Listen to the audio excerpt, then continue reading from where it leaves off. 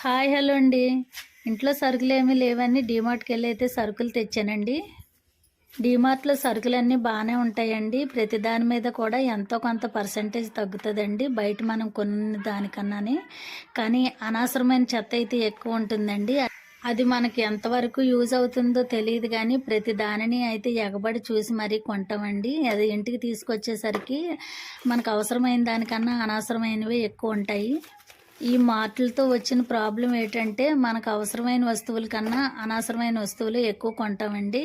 బయట మన ఇంటి చుట్టూ ఉన్న దుకాణాల మీద ఇందులో అయితే ఒక ₹5 ₹3 తగ్గుతుందని అయితే అంటారండి. అది ఎందులో వాడు లాభం పొంది మనకి ఇస్తున్నాడో నాకైతే తెలియదండి. మీకు తెలిస్తే కనుక చెప్పండి.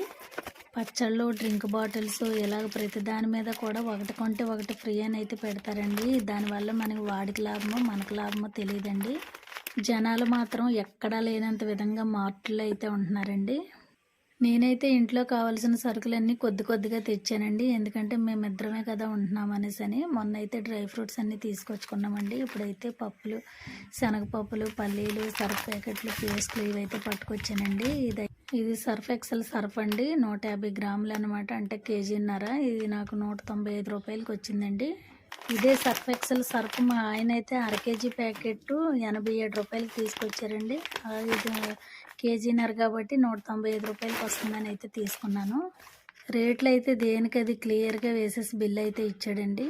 అలాగే ఎగ్స్ కూడా తీసుకొచ్చేసానండి. ఎందుకంటే మా చుట్టుపక్కల కొట్ల మీద అడిగితే 6.5 7 అయితే చెప్తున్నారండి. నేను ఇలా హోల్సేల్గా తీసుకొచ్చుకుంటే మనకి ఎంతో కొంత మనీ అయితే సేవ్ అవుతుందండి. ఈ విధంగానే తెచ్చుకోవాలి.